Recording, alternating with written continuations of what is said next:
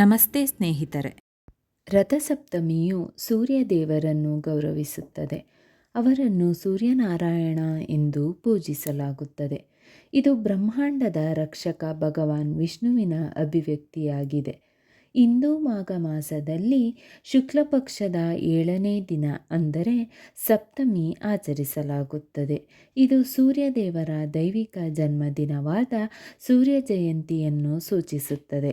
ಈ ಶುಭ ದಿನವು ಸೂರ್ಯನ ಆಕಾಶ ರಥದ ಈಶಾನ್ಯ ದಿಕ್ಕಿನ ಪ್ರಯಾಣವನ್ನು ಸಂಕೇತಿಸುತ್ತದೆ. ಇದು ಉಷ್ಣತೆ ಮತ್ತು ಬೆಳವಣಿಗೆಯ ಕಡೆಗೆ ಕಾಲೋಚಿತ ಬದಲಾವಣೆಯನ್ನು ಸೂಚಿಸುತ್ತದೆ. 7 ವಿಕಿರಣ ಕುದುರೆಗಳಿಂದ ಎಳೆಯಲ್ಪಟ್ಟ ಮತ್ತು ಅರುಣನು ಸಾರಥಿಯಾಗಿ ಮಾರ್ಗದರ್ಶನ ಪಡೆದ ಸೂರ್ಯದೇವರ ರಥವು ಜೀವನದ ಶಕ್ತಿ ಮತ್ತು ತೇಜಸ್ಸನ್ನು ಸಾಕಾರಗೊಳಿಸುತ್ತದೆ. ಭಾರತಾದ್ಯಂತ ಭಕ್ತರು ವೈದಿಕ ಆಚರಣೆಗಳನ್ನು ಮಾಡುತ್ತಾರೆ, ಸೂರ್ಯದೇವರಿಗೆ ಪ್ರಾರ್ಥನೆ ಸಲ್ಲಿಸುತ್ತಾರೆ, ಉತ್ತಮ ಆರೋಗ್ಯ, ಚೈತನ್ಯ, ಬುದ್ಧಿವಂತಿಕೆ, ಸಂಪತ್ತು ಮತ್ತು ನಕಾರಾತ್ಮಕ ಶಕ್ತಿಗಳಿಂದ ರಕ್ಷಣೆಗಾಗಿ ಆಶೀರ್ವಾದವನ್ನು ಪಡೆಯುತ್ತಾರೆ. ಸೂರ್ಯ ಭಗವಾನನ್ನು ಪೂಜಿಸುವುದರಿಂದ ಕಾಯಿಲೆಗಳು ಗುಣವಾಗುತ್ತವೆ, ಬುದ್ಧಿಶಕ್ತಿ ಮತ್ತು ನಾಯಕತ್ವವನ್ನು ಹೆಚ್ಚಿಸುತ್ತವೆ ಮತ್ತು ಹೃತ್ಪೂರ್ವಕ ಆಸೆಗಳನ್ನು ಪೂರೈಸುತ್ತದೆ ಎಂದು ನಂಬಲಾಗಿದೆ. ಇದು ರಥಸಪ್ತಮಿಯನ್ನು ಕೃತಜ್ಞತೆ ಮತ್ತು ನವೀಕರಣದ ಆಳವಾದ ಪಾಲಿಸಬೇಕಾದ ಆಚರಣೆಯನ್ನಾಗಿ ಮಾಡುತ್ತದೆ. ರಥಸಪ್ತಮಿ ಭಾನುವಾರ ಜನವರಿ 25, 2026. ರಥಸಪ್ತಮಿಯಂದು ಸ್ನಾನ ಮುಹೂರ್ತ ಬೆಳಗಿನ ಜಾವ 5:32 ರಿಂದ 7:14 ಅವಧಿ 1 ಗಂಟೆ 42 ನಿಮಿಷಗಳು. ರಥಸಪ್ತಮಿಯಂದು ವೀಕ್ಷಣಾ ಸೂರ್ಯೋದಯ ಸಮಯ ಬೆಳಗ್ಗೆ 7:14. ಸಪ್ತಮಿ ಪ್ರಾರಂಭವಾಗುತ್ತದೆ ಜನವರಿ 25, 2026 12:39 AM. Saptami ಕೊನೆಗೊಳ್ಳುವುದು January 25, 2026 11:10 PM. ರಥಸಪ್ತಮಿಯ ಮಹತ್ವವೇನೆಂದರೆ, ಜೀವಿಗಳ ಆತ್ಮವಾಗಿ ಸೂರ್ಯ ಅಥವಾ ದೇವರು ಜೀವವನ್ನು ನೀಡುತ್ತಾರೆ ಮತ್ತು ಪೋಷಿಸುತ್ತಾರೆ. ಅವನ ಬೆಳಕು ಕತ್ತಲೆಯನ್ನು ಹೋಗಲಾಡಿಸುತ್ತದೆ, ಅಜ್ಞಾನವನ್ನು ಹೋಗಲಾಡಿಸುವ ಬುದ್ಧಿವಂತಿಕೆಯನ್ನು ಸಂಕೇತಿಸುತ್ತದೆ. ಪ್ರಾಚೀನ ಕಾಲದಿಂದಲೂ ನಾಗರಿಕತೆಗಳು ಮತ್ತು ರಾಷ್ಟ್ರಗಳು ಸೂರ್ಯನನ್ನು ಪೂಜಿಸುತ್ತಿವೆ. ಸರ್ವೋಚ್ಚ ದೇವರು ಹಿಂದೂಗಳು ನಂಬುವಂತೆ ಇದು ವಿಷ್ಣುವಿನ ಕಣ್ಣು. ರವಿ ಎಂಬುದು ಜನಪ್ರಿಯ ಸೂರ್ಯದೇವ ಹೆಸರು. ಭಾನುವಾರ ರವಿವಾರವನ್ನು ಗೌರವಿಸುತ್ತದೆ. ದೈನಂದಿನ ಸೂರ್ಯದೇವರ ಪೂಜೆ ವಿಶೇಷವಾಗಿ ಭಾನುವಾರ ಪುಣ್ಯವೆಂದು ಪರಿಗಣಿಸಲಾಗುತ್ತದೆ. ಸೂರ್ಯನು ನವಗ್ರಹಗಳಲ್ಲಿ ಅಂದರೆ 9 ವೇದ ಗ್ರಹಗಳು 1 ಮತ್ತು ಪ್ರಾಥಮಿಕ ದೇವರು. ಸೂರ್ಯನು ನವಗ್ರಹ ಮಂಡಲ ಅಥವಾ ಸೌರವ್ಯೂಹದ ಕೇಂದ್ರದಲ್ಲಿದ್ದಾನೆ ಮತ್ತು ಇತರ ಗ್ರಹಗಳು ಅವನ ಸುತ್ತ ಸುತ್ತುತ್ತವೆ ಎಂದು ಆರಂಭಿಕ ಋಷಿಗಳು ಕಂಡುಹಿಡಿದರು. ವಿಜ್ಞಾನವು ಇದನ್ನು ದೃಢಪಡಿಸಿದೆ. ಕುಂಡಲಿಯಲ್ಲಿ ಸೂರ್ಯನ ಸ್ಥಾನವು ನಿರ್ಣಾಯಕವಾಗಿದೆ. ತಮ್ಮ ಜನ್ಮ ಜಾತಕದಲ್ಲಿ ದುರ್ಬಲ ಸೂರ್ಯನ ಸ್ಥಾನವಿರುವವರಿಗೆ ರಥಸಪ್ತಮಿ ಸೂರ್ಯ ಪೂಜೆಯನ್ನು ಸೂಚಿಸಲಾಗುತ್ತದೆ. ಭಾರತದಲ್ಲಿ ರಥಸಪ್ತಮಿಯನ್ನು ಆಚರಿಸಲಾಗುತ್ತದೆ ಏಕೆಂದರೆ ಇದು ಸುಗ್ಗಿಯ ಕಾಲವನ್ನು ಪ್ರಾರಂಭಿಸುತ್ತದೆ. ಭಾರತೀಯ ರೈತರು ಸಮೃದ್ಧ ಬೆಳೆಗಳಿಗಾಗಿ ಸೂರ್ಯದೇವರನ್ನು ಪೂಜಿಸುತ್ತಾರೆ. ಈ ಶುಭ ದಿನದಂದು ಒಡಿಶಾದ ಕೊನಾರ್ಕ್ ಮತ್ತು ಗುಜರಾತ್ನ ಮೊಧೇರಾ ಸೇರಿದಂತೆ ಭಾರತಾದ್ಯಂತ ಸೂರ್ಯ ದೇವಾಲಯಗಳಲ್ಲಿ ಸೂರ್ಯದೇವನನ್ನು ಪೂಜಿಸಲಾಗುತ್ತದೆ. ಸೂರ್ಯ ದೇವಾಲಯಗಳಿಗಿಂತ ಭಿನ್ನವಾಗಿ ವೈಷ್ಣವ ದೇವಾಲಯಗಳು ವಿಶೇಷ ಪೂಜೆಗಳನ್ನು ಮಾಡುತ್ತವೆ. ತಿರುಮಲದಲ್ಲಿರುವ ಶ್ರೀನಿವಾಸ ದೇವಾಲಯ ಮತ್ತು ತಿರುಪತಿ ಬಾಲಾಜಿ ದೇವಾಲಯವು ರಥಸಪ್ತಮಿಯನ್ನು ಆಚರಿಸುತ್ತವೆ. ದೇವಾಲಯದ ಪ್ರಧಾನ ದೇವತೆಯಾದ ಮಲ್ಲಯ್ಯಪ್ಪ ಸ್ವಾಮಿಯನ್ನು ಬೆಳಗ್ಗೆ ಸೂರ್ಯಪ್ರಭಾ ವಾಹನದೊಂದಿಗೆ ಪ್ರಾರಂಭಿಸಿ ವಿವಿಧ ವಾಹನಗಳಲ್ಲಿ ದೇವಾಲಯದ ರಸ್ತೆಗಳಲ್ಲಿ ಮೆರವಣಿಗೆಯಲ್ಲಿ ಕರೆದೊಯ್ಯಲಾಗುತ್ತದೆ. ಇತರರು ಶೇಷ, ಗರುಡ, ಹನುಮಾನ್ ಮತ್ತು ಕೊನೆಯ ಚಂದ್ರ. ರಥಸಪ್ತಮಿಯಂದು ಉಪವಾಸ ಮಾಡುವುದರಿಂದ ಇಂದಿನ ಮತ್ತು ಇಂದಿನ ಪಾಪಗಳು ನಾಶವಾಗುತ್ತವೆ ಎಂದು ನಂಬಲಾಗಿದೆ. ಸೂರ್ಯದೇವರು ಆರೋಗ್ಯ ಮತ್ತು ಚೈತನ್ಯವನ್ನು ತರುತ್ತಾನೆ. ಸೂರ್ಯೋದಯ ಅಥವಾ ಅರುಣೋದಯಕ್ಕೆ ಮೊದಲು ಸ್ನಾನ ಮಾಡಿ ಸೂರ್ಯದೇವರ ಆಶೀರ್ವಾದ ಪಡೆದು ಆರೋಗ್ಯ ಮತ್ತು ಗುಣಪಡಿಸುವಿಕೆಯನ್ನು ಪಡೆಯಿರಿ. ರಥಸಪ್ತಮಿ ಹಬ್ಬವನ್ನು ಆರೋಗ್ಯ ಸಪ್ತಮಿ ಎಂದೂ ಕರೆಯುತ್ತಾರೆ. ತನ್ನ ರಥದ ಮೇಲೆ ಸೂರ್ಯದೇವರು ಸಿಂಹಾಸನದ ಮೇಲೆ ಭವ್ಯವಾಗಿ ಕುಳಿತಿದ್ದಾನೆ ಮತ್ತು ಅರುಣನು ರಥದ ಕೆಳಗಿನ ಹಂತದಿಂದ 7 ಕುದುರೆಗಳನ್ನು ಆಳುತ್ತಾನೆ. ಸೂರ್ಯದೇವರು ಸುಂದರವಾದ ಆಭರಣಗಳನ್ನು ಹೊಂದಿರುವ 4 ತೋಳುಗಳನ್ನು ಮತ್ತು ಅವನ ಸೌಂದರ್ಯಕ್ಕೆ ಹೊಂದಿಕೆಯಾಗುವ ಕಿರೀಟವನ್ನು ಹೊಂದಿದ್ದಾನೆ. ಅವನ ಮೇಲಿನ 2 ತೋಳುಗಳು ಕಮಲವನ್ನು ಹಿಡಿದಿರುತ್ತದೆ ಮತ್ತು ಅವನ ಬಲ ಕೆಳಗಿನ ಕೈ ಯಾವಾಗಲೂ ಅಭಯ ಮುದ್ರೆಯಲ್ಲಿ ಮೇಲಕ್ಕೇರುತ್ತಿರುತ್ತದೆ. ಇದು ಅವನ ಆಶೀರ್ವಾದ ಮತ್ತು ರಕ್ಷಣೆಯನ್ನು ಸಂಕೇತಿಸುತ್ತದೆ. ಅವನ ಕೆಳಗಿನ ಎಡಗೈ ಗದೆಯನ್ನು ಹಿಡಿದಿರುತ್ತದೆ.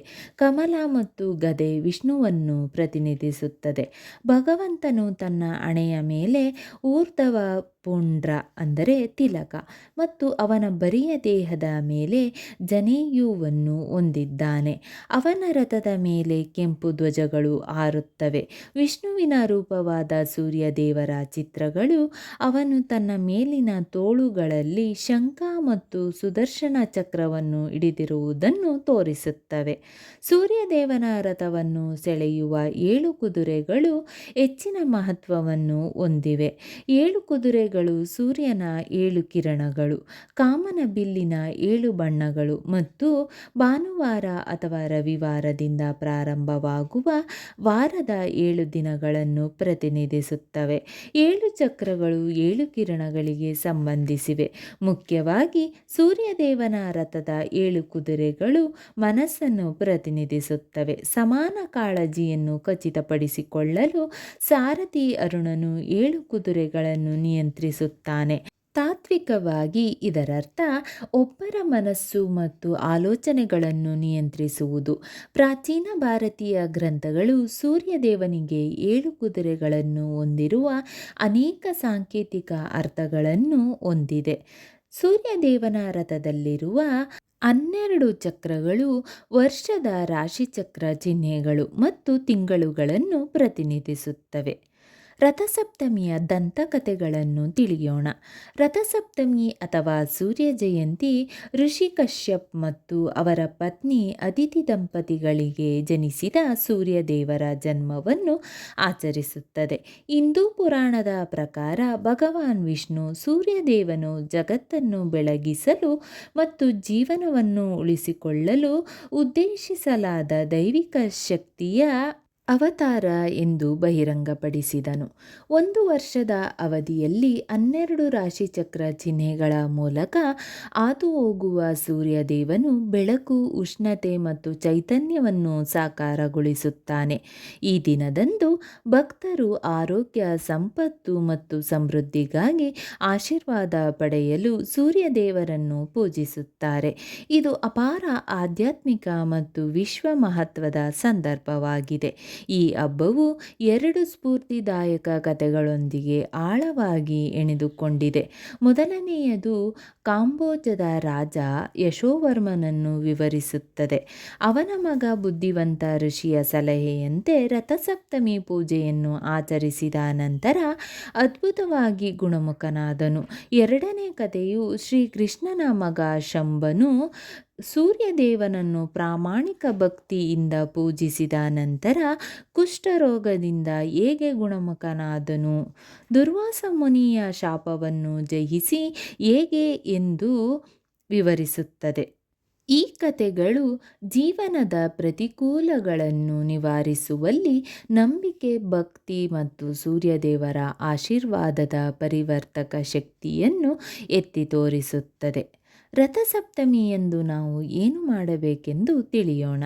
ರಥಸಪ್ತಮಿಯಂದು ಭಕ್ತರು ದಿನವಿಡೀ ಉಪವಾಸ ಆಚರಿಸುತ್ತಾರೆ, ವೈದಿಕ ಆಚರಣೆಗಳನ್ನು ಮಾಡುತ್ತಾರೆ ಮತ್ತು ರಥಸಪ್ತಮಿ ಕಥೆಯನ್ನು ಪಠಿಸುತ್ತಾರೆ. ಕತ್ತಲೆಯನ್ನು ಹೋಗಲಾಡಿಸುವ ಮತ್ತು ನವೀಕರಣವನ್ನು ಬೆಳೆಸುವಲ್ಲಿ ಸೂರ್ಯದೇವರ ಮಹತ್ವವನ್ನು ಒತ್ತಿ ಹೇಳುತ್ತಾರೆ. ಸೂರ್ಯದೇವರನ್ನು ಪೂಜಿಸುವುದರಿಂದ ಚೈತನ್ಯ, ಸಮೃದ್ಧಿ ಮತ್ತು ರಕ್ಷಣೆ ದೊರೆಯುತ್ತದೆ ಎಂದು ನಂಬಲಾಗಿದೆ. ಈ ಹಬ್ಬವು ಎಲ್ಲ ಅಸ್ತಿತ್ವವನ್ನು ಉಳಿಸಿಕೊಳ್ಳುವ ವಿಶ್ವ ಬೆಳಕಿನ ಬಗ್ಗೆ ಕೃತಜ್ಞತೆಯ ಆಳವಾದ ಅಭಿವ್ಯಕ್ತಿಯಾಗಿದೆ. ಸಾಂಪ್ರದಾಯಿಕವಾಗಿ ರಥಸಪ್ತಮಿಯಂದು ಸೂರ್ಯದೇವರನ್ನು ನದಿ ಅಥವಾ ಕಾಲುವೆಯಲ್ಲಿ ಸ್ನಾನ ಮಾಡಿ ಸೂರ್ಯದೇವರಿಗೆ ಅರ್ಘ್ಯ ಅರ್ಪಿಸುವ ಮೂಲಕ ಪೂಜಿಸಲಾಗುತ್ತದೆ. ವೈದಿಕ ಆಚರಣೆಗಳ ಪ್ರಕಾರ ಅರ್ಕ ಸಸ್ಯವು ಸೂರ್ಯದೇವರನ್ನು ಆರಾಧಿಸುವಲ್ಲಿ ವಿಶೇಷ ಮಹತ್ವವನ್ನು ಹೊಂದಿದೆ, ಏಕೆಂದರೆ ಅರ್ಕ ಹೂವು ಸೂರ್ಯದೇವರನ್ನು ಪ್ರತಿನಿಧಿಸುತ್ತದೆ. ರಥಸಪ್ತಮಿ ಹಬ್ಬದಂದು ನಿರ್ಗತಿಕರಿಗೆ ದಾನ ಮಾಡುವುದು ಅತ್ಯಂತ ಮಹತ್ವವಾಗಿದೆ, ಏಕೆಂದರೆ ಅದು ಭಕ್ತರನ್ನು ಪಾಪಗಳಿಂದ ಮುಕ್ತಗೊಳಿಸುತ್ತದೆ ಮತ್ತು ಮೋಕ್ಷಕ್ಕೆ ಕಾರಣವಾಗುತ್ತದೆ. ರಥಸಪ್ತಮಿಯ ಪೂಜಾ ವಿಧಾನವನ್ನು ತಿಳಿಯೋಣ. ಸೂರ್ಯೋದಯಕ್ಕೆ ಮುಂಚೆ ಎದ್ದು ಪ್ರಾರ್ಥಿಸಿ ಅಥವಾ ಧ್ಯಾನ ಮಾಡಿ. ಸೂರ್ಯೋದಯಕ್ಕೆ ಮುಂಚೆ ನದಿ ಅಥವಾ ಸಮುದ್ರ ಅಥವಾ ಕಾಲುವೆಯಲ್ಲಿ ಸ್ನಾನ ಮಾಡಿ. ನೀರಿನಲ್ಲಿ ಸ್ನಾನ ಮಾಡುವಾಗ ಅರ್ಕ ಗಿಡದ ಎಲೆಗಳನ್ನು ತಲೆಯ ಮೇಲೆ ಇಟ್ಟುಕೊಳ್ಳುವುದು ಸೂರ್ಯದೇವರಿಗೆ ಇಷ್ಟವಾಗುವಂತೆ ಹೆಚ್ಚು ಪ್ರತಿಫಲದಾಯಕವೆಂದು ಪರಿಗಣಿಸಲಾಗುತ್ತದೆ. ಇದು ಸಾಧ್ಯವಾಗದಿದ್ದರೆ ಸ್ನಾನದ ನಂತರ ಅರ್ಕ ಎಲೆಗಳನ್ನು ತಲೆಯ ಮೇಲೆ ಇಟ್ಟುಕೊಂಡು ಸೂರ್ಯದೇವರನ್ನು ಧ್ಯಾನಿಸಿ. ಅರುಣೋದಯದಲ್ಲಿ ಸೂರ್ಯೋದಯಕ್ಕೆ ಸ್ವಲ್ಪ ಸಮಯ ಸೂರ್ಯದೇವರಿಗೆ ನಿಂತ ಭಂಗಿಯಲ್ಲಿ ಅರ್ಘ್ಯವನ್ನು ಅರ್ಪಿಸಿ. ಅರ್ಘ್ಯನು ಸೂರ್ಯ ಮಂತ್ರಗಳು ಅಥವಾ ರಥಸಪ್ತಮಿ ಸ್ತೋತ್ರವನ್ನು ಪಠಿಸುವುದರ ಜೊತೆಗೆ ಸೂರ್ಯದೇವರಿಗೆ ನೀರನ್ನು ಅರ್ಪಿಸುತ್ತಿದ್ದಾನೆ. ಭಕ್ತರು ನದಿಯ ನೀರಿನಲ್ಲಿ ನಿಂತು ಸೂರ್ಯದೇವರಿಗೆ ನೀರನ್ನು ಅರ್ಪಿಸಬಹುದು. ತಮ್ಮ ಬಟ್ಟಲಿನ ಕೈಗಳಲ್ಲಿ ನೀರನ್ನು ಸಂಗ್ರಹಿಸಿ ನಂತರ ಅದನ್ನು ನಮಸ್ಕಾರ ಭಂಗಿಯ ಕೈಗಳ ಮುಂಭಾಗದಿಂದ ಹೊರಗೆ ಹರಿಯುವಂತೆ ಮಾಡಬಹುದು. ನೀರಿನ ಮೂಲಕ ಸೂರ್ಯನನ್ನು ನೇರವಾಗಿ ನೋಡುವುದು ಮುಖ್ಯ. ಇನ್ನೊಂದು ಮಾರ್ಗವೆಂದರೆ ತಾಮ್ರದ ಪಾತ್ರೆಯಿಂದ ಅರ್ಘ್ಯವನ್ನು ಅರ್ಪಿಸುವುದು. ತಾಮ್ರದ ಲೋಹವು ಸೂರ್ಯದೇವರೊಂದಿಗೆ ಸಂಬಂಧ ಹೊಂದಿದೆ. ಇದಾದ ನಂತರ ತುಪ್ಪದ ದೀಪವನ್ನು ಹಚ್ಚಿ ಸೂರ್ಯದೇವರ ಮಂತ್ರಗಳನ್ನು ಪಠಿಸುತ್ತಾ ಕೆಂಪು ಹೂವು, ಕುಂಕುಮ ಮತ್ತು ಅರಿಶಿನ ಪುಡಿ, ಬೆಲ್ಲ, ಜನೇಯು ಅಂದರೆ ಬ್ರಾಹ್ಮಣರ ಪವಿತ್ರ ದಾರ ಜೊತೆಗೆ ಇತರ ಪೂಜಾ ಸಾಮಗ್ರಿಗಳನ್ನು ಸೂರ್ಯದೇವರಿಗೆ ಅರ್ಪಿಸಿ. ರಥಸಪ್ತಮಿಯಂದು ಸೂರ್ಯ ನಮಸ್ಕಾರ ಅಂದರೆ 11 ಯೋಗಾಸನಗಳು ಮಾಡುವುದು ಅದರ ಮಹತ್ವವನ್ನು ಹೊಂದಿದೆ. ಸೂರ್ಯದೇವರಿಗೆ ಭಕ್ತಿ ಮತ್ತು ನಂಬಿಕೆಯಿಂದ ನಮಸ್ಕರಿಸಿ ಮತ್ತು ಹೃದಯದಿಂದ ಪ್ರಾರ್ಥಿಸಿ. ಶುದ್ಧ ಉದ್ದೇಶದಿಂದ ಅಗತ್ಯವಿರುವವರಿಗೆ ಉದಾರವಾಗಿ ದಾನ ಮಾಡಿ. ಮನೆಯಲ್ಲಿ ರಥಸಪ್ತಮಿ ಪೂಜೆಯನ್ನು ಹೇಗೆ ಮಾಡುವುದೆಂದು ತಿಳಿಯೋಣ. ಹೆಚ್ಚಿನ ಹಿಂದೂ ಮನೆಗಳಲ್ಲಿ ಪ್ರತಿದಿನ ಬೆಳಗ್ಗೆ ನೀರು ಅರ್ಪಿಸಿ ಮತ್ತು ಗಾಯತ್ರಿ ಮಂತ್ರ ಅಥವಾ ಯಾವುದೇ ಸೂರ್ಯ ಮಂತ್ರಗಳನ್ನು ಪಠಿಸುವ ಮೂಲಕ ಸೂರ್ಯದೇವರನ್ನು ನಿಯಮಿತವಾಗಿ ಪೂಜಿಸಲಾಗುತ್ತದೆ. ಪ್ರತಿಯೊಬ್ಬ ವ್ಯಕ್ತಿಯ ಜೀವನದಲ್ಲಿ ಶಕ್ತಿಶಾಲಿ ಸೂರ್ಯದೇವರ ಆಶೀರ್ವಾದ ಅತ್ಯಗತ್ಯ. ರಥಸಪ್ತಮಿ 7 ಕುದುರೆಗಳೊಂದಿಗೆ ಪೋಷಿಸುವ ಸೂರ್ಯದೇವರಿಗೆ ನಮ್ಮ ಕೃತಜ್ಞತೆಯನ್ನು ತೋರಿಸಲು ಅವಕಾಶವನ್ನು ನೀಡುತ್ತದೆ. ಹೆಚ್ಚಿನ ಭಕ್ತರಿಗೆ ನದಿ, ಸಮುದ್ರ, ಕಾಲುವೆಯಲ್ಲಿ ಸ್ನಾನ ಮಾಡುವುದು ಸಾಧ್ಯವಾಗದ ಕಾರಣ ರಥಸಪ್ತಮಿ ಪೂಜೆಯನ್ನು ಮನೆಯಲ್ಲಿಯೇ ಮಾಡಬಹುದು. ಮನೆಯಲ್ಲಿ ರಥಸಪ್ತಮಿ ಆಚರಣೆಗಳು ಭಾರತದ ವಿವಿಧ ರಾಜ್ಯಗಳು ಮತ್ತು ಪ್ರದೇಶಗಳಲ್ಲಿ ವಿಭಿನ್ನವಾಗಿದೆ. ಸೂರ್ಯದೇವರಿಗೆ ಅರ್ಘ್ಯ ಅರ್ಪಿಸುವ ಸಾಮಾನ್ಯ ಅಂಶವಿದೆ. ಹಣ್ಣು ಅಥವಾ ಆಹಾರವನ್ನು ತಾಮ್ರದ ತಟ್ಟೆ ಅಥವಾ ಬಟ್ಟಲಿನಲ್ಲಿ ಅರ್ಪಿಸಬೇಕು. ರಥಸಪ್ತಮಿಯ ದಿನದಂದು ಬ್ರಹ್ಮ ಮುಹೂರ್ತದಲ್ಲಿ ಎಚ್ಚರಗೊಂಡು ಧ್ಯಾನ ಮಾಡಿ ಅಥವಾ ಪ್ರಾರ್ಥಿಸಿ. ಈ ದಿನ ರೋಗಗಳಿಂದ ಮುಕ್ತರಾಗಲು ಸೂರ್ಯೋದಯಕ್ಕೆ ಮೊದಲು ಸ್ನಾನ ಮಾಡಿ. ನಿಮ್ಮ ಬಕೆಟ್ ನೀರಿಗೆ ಪವಿತ್ರ ಗಂಗಾಜಲದ ಕೆಲವು ಹನಿಗಳನ್ನು ಸೇರಿಸಬಹುದು. ಅರ್ಕ ಅಥವಾ ಎಕ್ಕ ಸಸ್ಯದ ಎಲೆಗಳನ್ನು ನಿಮ್ಮ ತಲೆಯ ಮೇಲೆ ಇರಿಸಿ ಮತ್ತು ಒಂದು ಕೈಯಿಂದ ಅದನ್ನು ಹಿಡಿದುಕೊಳ್ಳಿ ಮತ್ತು ಇನ್ನೊಂದು ಕೈಯಿಂದ ನಿಮ್ಮ ಮೇಲೆ ನೀರನ್ನು ಸುರಿಯಿರಿ. ಸ್ನಾನ ಮಾಡುವಾಗ ನೀವು ಈ ಮಂತ್ರವನ್ನು ಪಠಿಸಬಹುದು.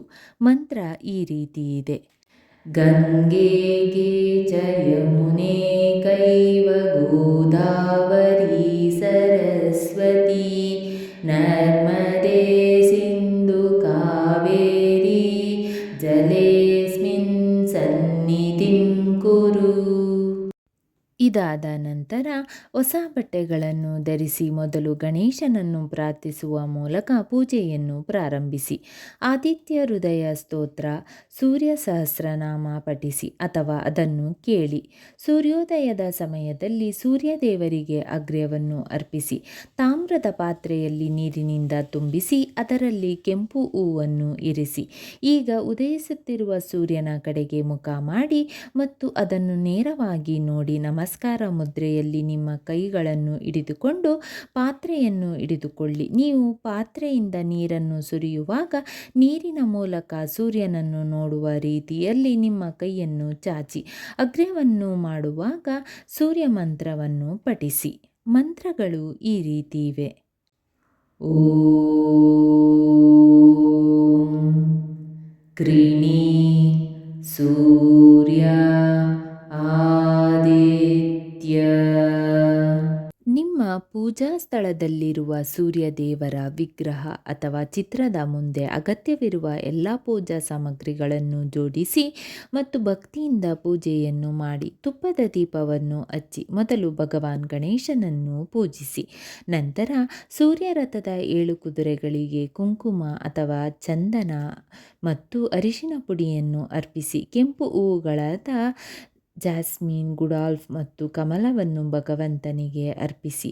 ಅರಿಶಿನ, ವೀಳ್ಯದೆಲೆ ಮತ್ತು ಎಲೆಗಳೊಂದಿಗೆ ಬೆರೆಸಿದ ಅಕ್ಷತೆ, ತೆಂಗಿನಕಾಯಿ, ಬೆಲ್ಲ, ಕಬ್ಬು, 5 ಋತುಮಾನದ ಹಣ್ಣುಗಳು, ಸಿಹಿ ತಿಂಡಿಗಳು, ಕೆಂಪು ಬಟ್ಟೆ, ಕೆಂಪು ಧ್ವಜ ಇತ್ಯಾದಿಗಳನ್ನು ಆದಿತ್ಯ ದೇವರಿಗೆ ಅರ್ಪಿಸಿ ಆತನನ್ನು ಸಮಾಧಾನಪಡಿಸಿ. ಸೂರ್ಯ ಮಂತ್ರಗಳು ಅಥವಾ ಗಾಯತ್ರಿ ಮಂತ್ರಗಳಲ್ಲಿ ಯಾವುದನ್ನಾದರೂ ಪಠಿಸುತ್ತಾ ಪೂಜೆಯನ್ನು ಮಾಡಿ. ಸೂರ್ಯದೇವರ ಸ್ತೋತ್ರಗಳನ್ನು ಆಡುವ ಮೂಲಕ ಇತರ ಕುಟುಂಬ ಸದಸ್ಯರೊಂದಿಗೆ ಆರತಿ ಮಾಡಿ. ಕೃತಜ್ಞತೆಯಿಂದ ನಮಸ್ಕರಿಸಿ. ಸಂತೋಷದ ಹೃದಯದಿಂದ ಅಗತ್ಯವಿರುವವರಿಗೆ ದಾನ ಮಾಡಿ. ರಥಸಪ್ತಮಿ ಪೂಜೆಯ ಪ್ರಯೋಜನಗಳೇನೆಂದರೆ, ರಥಸಪ್ತಮಿಯಂದು ಸೂರ್ಯದೇವರನ್ನು ವೈದಿಕ ವಿಧಿವಿಧಾನಗಳನ್ನು ಕಟ್ಟುನಿಟ್ಟಾಗಿ ಪಾಲಿಸುವ ಮೂಲಕ ಪೂಜಿಸುವುದು ಪುಣ್ಯಕರ ಮತ್ತು ದೈಹಿಕ, ಮಾನಸಿಕ ಮತ್ತು ಭಾವನಾತ್ಮಕ ಮಟ್ಟಗಳಲ್ಲಿ ಗಮನಾರ್ಹ ಪ್ರಯೋಜನಗಳನ್ನು ತರುತ್ತದೆ.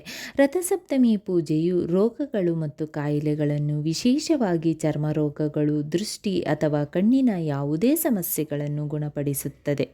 ಇದು ರೋಗ ನಿರೋಧಕ ಶಕ್ತಿ ಮತ್ತು ರಕ್ತ ಪರಿಚಲನೆಯನ್ನು ಹೆಚ್ಚಿಸುತ್ತದೆ ಮತ್ತು ಉತ್ತಮ ಆರೋಗ್ಯವನ್ನು ನೀಡುತ್ತದೆ. ರಥಸಪ್ತಮಿ ಪೂಜೆಯು ಈ ಜನ್ಮ ಮತ್ತು ಹಿಂದಿನ ಜನ್ಮಗಳ ಪಾಪಗಳನ್ನು ಕರಗಿಸುತ್ತದೆ. ಇದು ಆತ್ಮವನ್ನು ಜನನ ಮತ್ತು ಮರಣದ ಚಕ್ರದಿಂದ ಮುಕ್ತಗೊಳಿಸುವ ಹಾದಿಯನ್ನು ಸುಗಮಗೊಳಿಸುತ್ತದೆ. ಪುತ್ರ ಸಂತಾನ ಬಯಸುವವರಿಗೆ ರಥಸಪ್ತಮಿಯಂದು ಸೂರ್ಯದೇವರನ್ನು ಪೂಜಿಸುವುದು ಶುಭವೆಂದು ಹೇಳಲಾಗುತ್ತದೆ. ಇದು ಶಕ್ತಿ, ಚೈತನ್ಯ, ಆತ್ಮವಿಶ್ವಾಸ ಮತ್ತು ಉಜ್ವಲ ವ್ಯಕ್ತಿತ್ವವನ್ನು ನೀಡುತ್ತದೆ. ಸೂರ್ಯದೇವರು ಸಂಪತ್ತು, ಯಶಸ್ಸು, ಹೆಸರು, ಖ್ಯಾತಿಯನ್ನು ಆಶೀರ್ವದಿಸುತ್ತಾನೆ. ಬುದ್ಧಿಶಕ್ತಿಯನ್ನು ಚುರುಕುಗೊಳಿಸುತ್ತಾನೆ. ಬುದ್ಧಿವಂತಿಕೆ, ಇಚ್ಛಾಶಕ್ತಿ, ನಾಯಕತ್ವದ ಗುಣಗಳನ್ನು ಹೆಚ್ಚಿಸುತ್ತಾನೆ. ಇದು ಸವಾಲುಗಳಲ್ಲಿ ವಿಜಯವನ್ನು ಒದಗಿಸುತ್ತದೆ. ರಥಸಪ್ತಮಿ ಪೂಜೆಯು ಒಬ್ಬರ ಆಧ್ಯಾತ್ಮಿಕ ಪ್ರಯಾಣದಲ್ಲಿ ಪ್ರಗತಿಗೆ ಸಹಾಯ ಮಾಡುತ್ತದೆ, ಶಾಂತಿ, ಸಾಮರಸ್ಯವನ್ನು ತರುತ್ತದೆ, ನಕಾರಾತ್ಮಕ ಶಕ್ತಿಗಳಿಂದ ರಕ್ಷಿಸುತ್ತದೆ ಮತ್ತು ಭರವಸೆ, ಸಂತೋಷ ಮತ್ತು ಸಕಾರಾತ್ಮಕತೆಯಿಂದ ಚೈತನ್ಯಶೀಲವಾಗಿರುತ್ತದೆ. ಸೂರ್ಯದೇವರನ್ನು ಆರಾಧಿಸುವುದರಿಂದ ಮಾನಸಿಕ ಸ್ಪಷ್ಟತೆ, ತೇಜಸ್ಸು ದೊರೆಯುತ್ತದೆ, ಉದ್ವೇಗ ಮತ್ತು ಆತಂಕವನ್ನು ಕಡಿಮೆ ಮಾಡುತ್ತದೆ ಮತ್ತು ಭಕ್ತರ ಒಟ್ಟಾರೆ ಯೋಗಕ್ಷೇಮವನ್ನು ಖಚಿತಪಡಿಸುತ್ತದೆ. ರಥಸಪ್ತಮಿ ಪೂಜಾ ವಿಧಾನ ಸರಿಯಾಗಿ ಮಾಡುವುದು ಮತ್ತು ಸೂರ್ಯದೇವರನ್ನು ಪೂಜಿಸುವಾಗ ರಥಸಪ್ತಮಿ ಸ್ತೋತ್ರವನ್ನು ಸ್ಪಷ್ಟವಾಗಿ ಪಠಿಸುವುದು ಬಯಕೆಗಳನ್ನು ಈಡೇರಿಸಲು ಸಹಾಯ ಮಾಡುತ್ತದೆ. ರಥಸಪ್ತಮಿ ಮಂತ್ರ. ಈ ಮಂತ್ರವನ್ನು ಭಕ್ತಿಯಿಂದ 11 ಬಾರಿ ಪಠಿಸಿ. ಮಂತ್ರ ಈ ರೀತಿ ಇದೆ: ಓಂ ಹಾಂ ರೀಂ ರೌಂ ಸಹ ಸೂರ್ಯಾಯ ನಮಃ. ಓಂ ಹಾಂ ರೀಂ ರೌಂ ಸಹ ಸೂರ್ಯಾಯ ನಮಃ. ಓಂ ಹಾಂ ರೀಂ ರೌಂ ಸಹ ಸೂರ್ಯಾಯ ನಮಃ. ಸ್ನೇಹಿತರೆ, ಈ ವಿಡಿಯೋ ಇಷ್ಟವಾದಲ್ಲಿ ಲೈಕ್, ಶೇರ್ ಆ್ಯಂಡ್ ಕಾಮೆಂಟ್ ಮಾಡಿ. ಮುಂದಿನ ವಿಡಿಯೋಸ್ಗಳಿಗಾಗಿ ಚಾನಲ್ ಅನ್ನು ಸಬ್ಸ್ಕ್ರೈಬ್ ಮಾಡಿ. ಧನ್ಯವಾದಗಳು.